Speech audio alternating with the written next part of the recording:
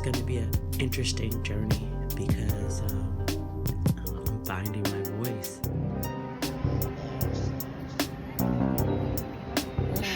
Way too deep to be dealing with bullshit. Can't tell me nothing. I'm the Muse, and this is episode 3 of the other N-word. So I'm just gonna get into it, continuing to read from my memoir. Chapter 1 is called In the Beginning, All for a Purpose. Despite my humble beginnings, I do not remember a time when I did not believe that I would be successful. Even before I knew what success was, I was constantly told that I was smart or talented. I was consistently considered the teacher's pet, and even within my very large family, full of interesting nicknames like Footney, Natu, Poo Poo, Cookie, Pee-wee, mine was Lenerd. The first time I ever thought about my future was when my 4th grade teacher, Mr. Savage, told me that I should be a lawyer. I had a very complicated relationship with Mr. Savage.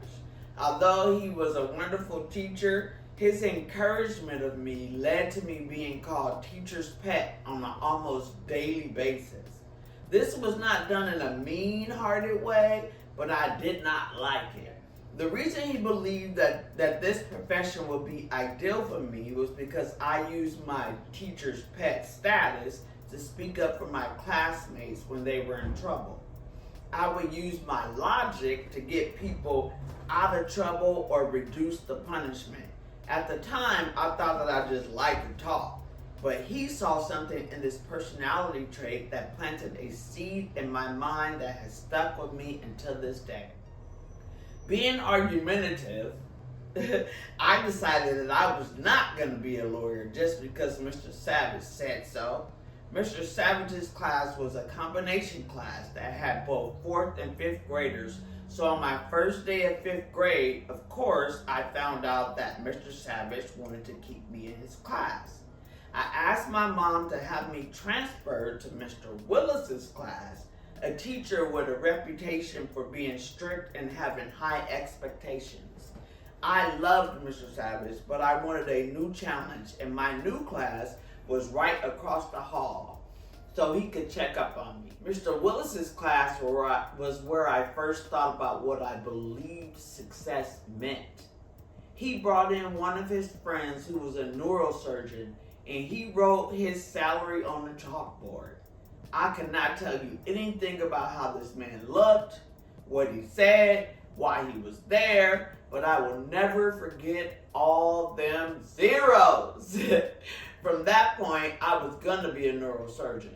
Never mind that I had no interest in medical school, only a rudimentary interest in science, and definitely no interest in not making money for 100 years while I studied to become a surgeon. Mr. Willis's class was like a different world. In Mr. Savage's class, I was singled out for my talents. In Mr. Willis's class, my talents were integrated to raise the bar for everyone. Mr. Savage trained me to compete against my peers. Mr. Willis trained me to be a collaborative learner. Mr. Savage taught me how to win with humility. Mr. Willis taught me that I was my only competition. Mr. Savage showed me that learning was fun. Mr. Willis showed me that learning was necessary. Mr. Savage helped me recognize my gifts. Mr. Willis helped me utilize those gifts. I believe that everything I needed to learn, I did so by the 5th grade. Everything since then has been an expansion on those important fundamentals. This is definitely a testament to Mr. Savage and Mr. Willis particularly, but all the wonderful teachers I was lucky enough to have prior to that.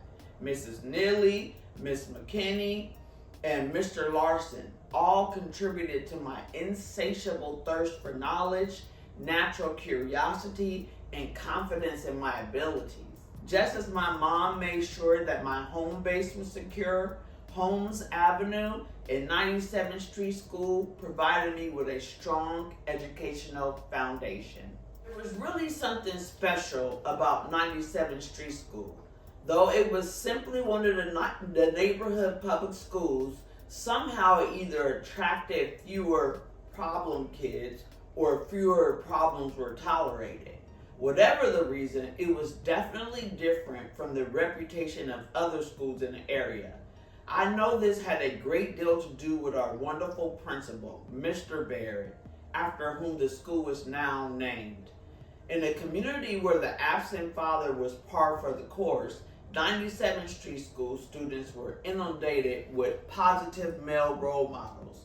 Besides Mr. Savage and Mr. Willis, I remember Mr. Slater, another 5th grade teacher, Mr. Barrett being omnipresent figures in our life. I also remember the guys who ran the schoolyard. Not sure if they were security or what, but Terrell and Tyrone were wonderful. They were 2 young men from the neighborhood who really cared about us kids and kept us safe from the dangers that lurked outside the gates of the school. Drug addicts, rapists, kidnappers, older siblings, parents coming to fight students. Whatever we were warned about stayed off our campus, and Terrell and Tyrone would even keep kids after or walk them home to ensure their safety. For those of us feeling the emptiness left by our fathers, 97th Street School was a place where we could at least get the education, discipline, and encouragement, if not affection and love, that we lacked from a black male. From the safety of this environment, my leadership skills naturally emerged. I never felt pigeonholed or isolated by the fact that I was considered smart. I was also athletic, one of the few girls who could kick the ball over the gate and kickball. I was funny, always holding court and keeping my friends in stitches, and I was even creative, going as far as presenting my 5th grade president nomination speech as a rap. The lines that I can remember perfectly illustrate my comfort with who I was and the school's role in nurturing that. Y'all ready for this? All right.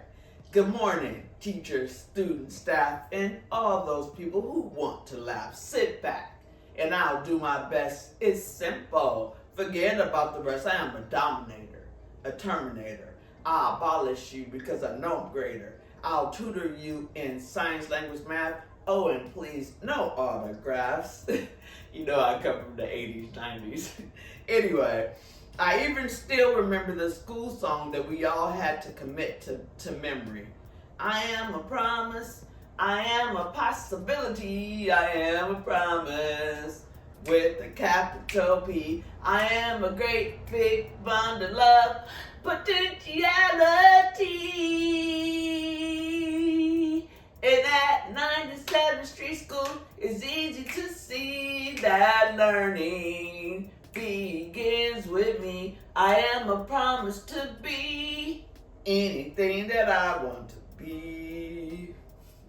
Although I became known for winning all the spelling bees and oratory competitions and could generally be classified as a nerd, the expectation of greatness that was placed upon me was no different than that of my classmates. Individuality was promoted in pursuit of well-roundedness in the student body. Having such a uniquely unifying environment to discover my gifts and talents made it impossible for me to separate who I was from what I was able to achieve. It was at 97th Street School that I decided I was going to be somebody, because that feeling was so deeply embedded. The obstacles that were presented later in life could not deter me from that goal. And that's my mouthful for today. I will add to that, the whole I'm gonna be somebody. That came from that whole sort of thought process was big, like around that time, 1988, because Jesse Jackson, he had run for president. He was like, he was our world, our Martin, our Obama, or whatever, and the whole thing of I'm somebody. And I used to say a speech at school and win competitions. Looking at me all high and mighty won't change my mind because I'm somebody. Just like this sense of, pride. Like, don't